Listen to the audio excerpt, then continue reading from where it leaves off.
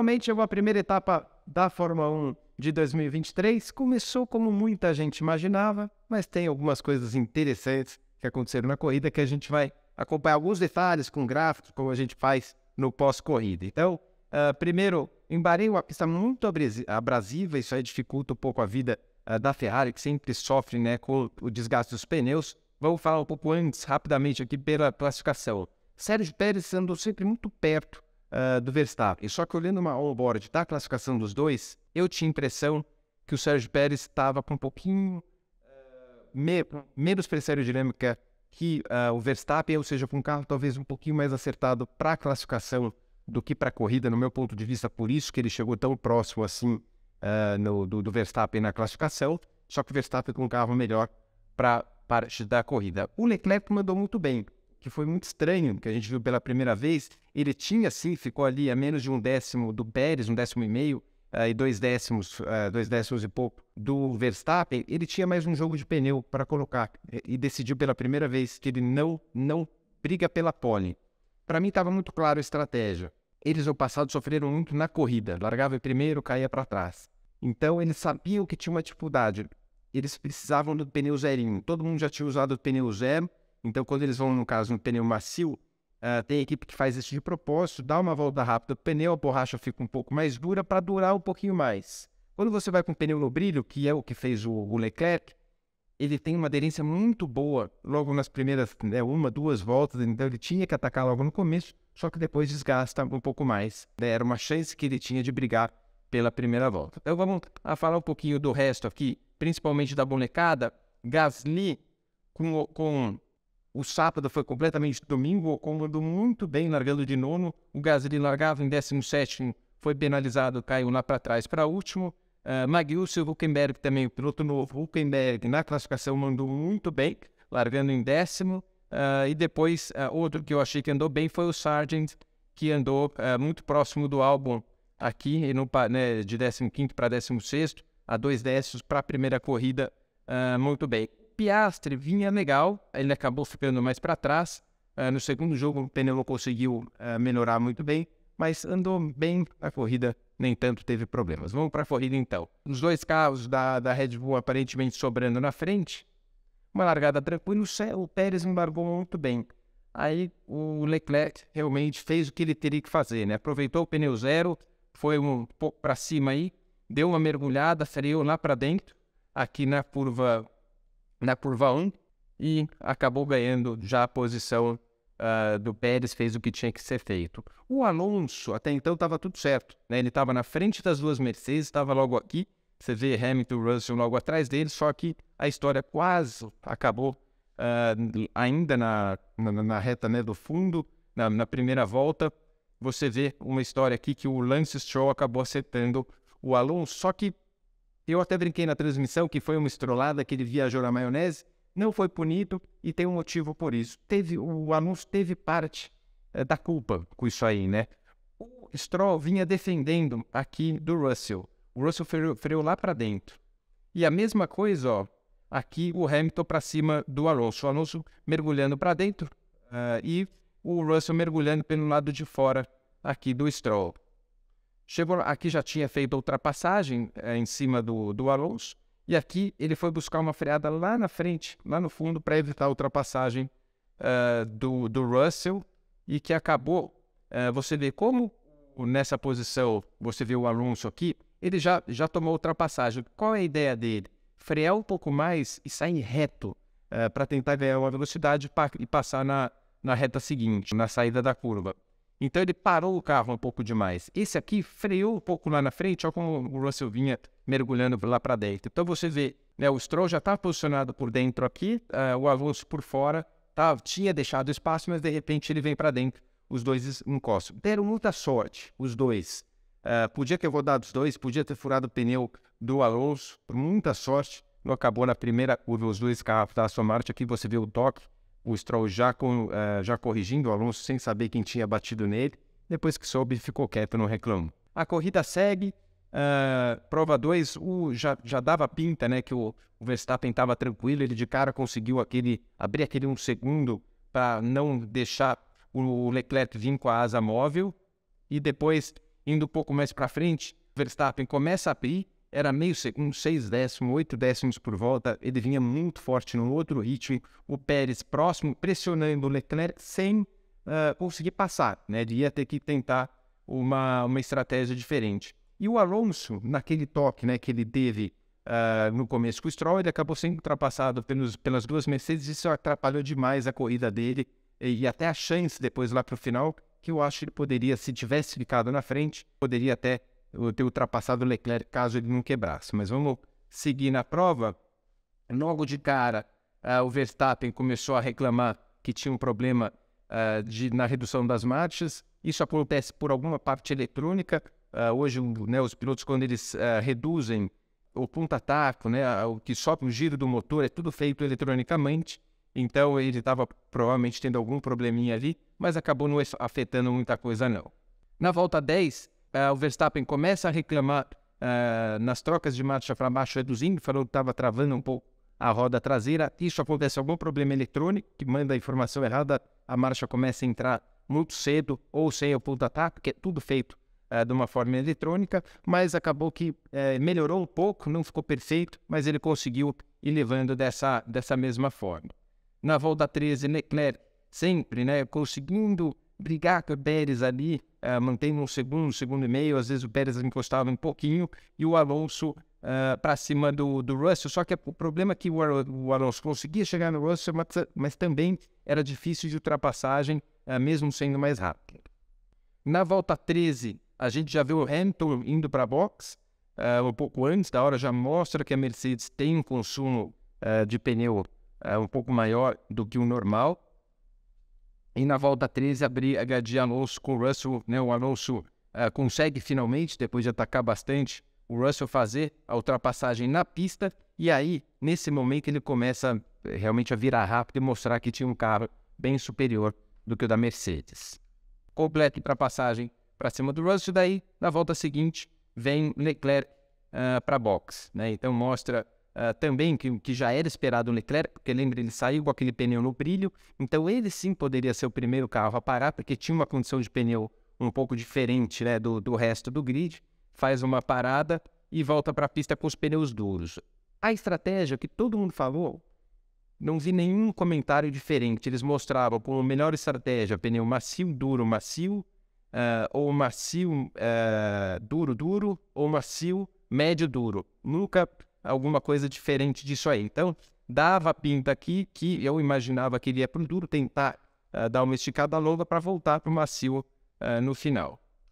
Na volta 14, Piastri da McLaren vem para a box para trocar o volante. Começa a ter um problema de falha, a McLaren, aliás, só deu zebra para eles.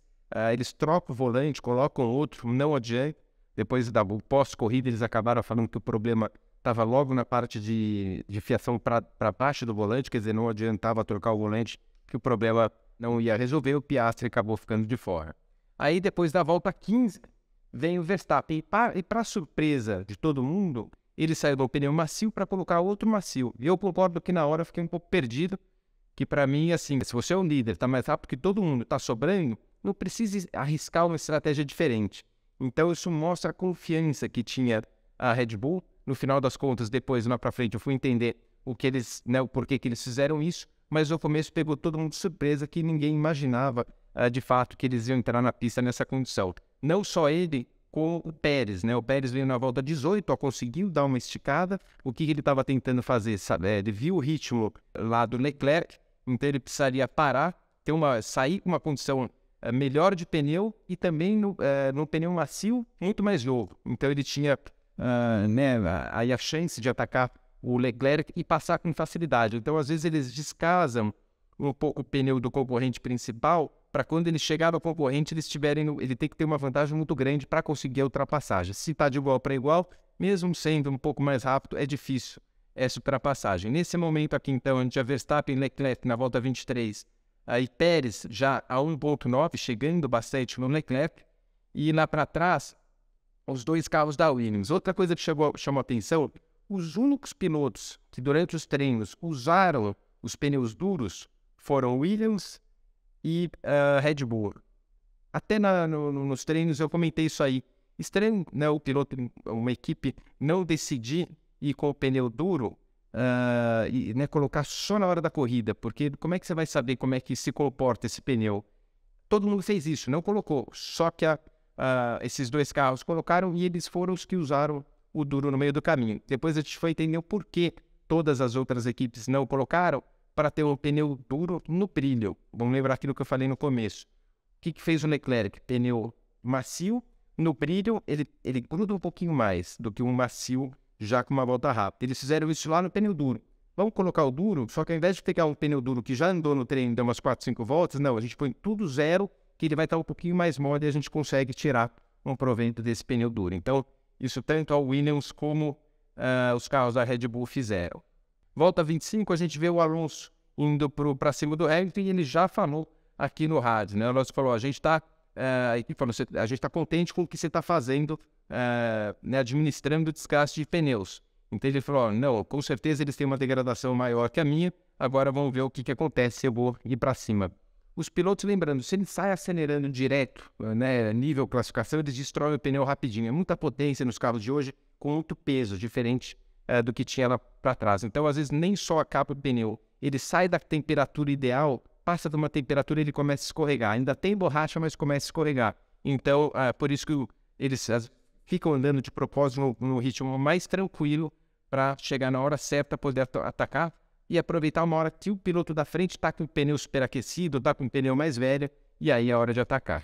Volta 26, logo na volta seguinte, o Pérez cola de vez, não tinha realmente o que fazer, o Leclerc. O Pérez vinha, como a gente mostrou há pouco, com um pneu macio, em boas condições, e o Leclerc com o pneu duro, já um pouquinho mais velhinho. Então realmente foi tranquilo para o Pérez chegar e fazer a ultrapassagem. Eu ainda tinha esperança que a Ferrari ia voltar para a box e eles iam colocar o pneu macio e de repente poderia voltar a essa situação. Depois é a vez do Lando Norris, que também fez. Lando Norris fez 6 pitstops, quer dizer, a McLaren foi um desastre total. Eles têm essa entrada de um gás que eles colocam de pressurização que estava com vazamento. Foi isso aí, falaram depois da corrida.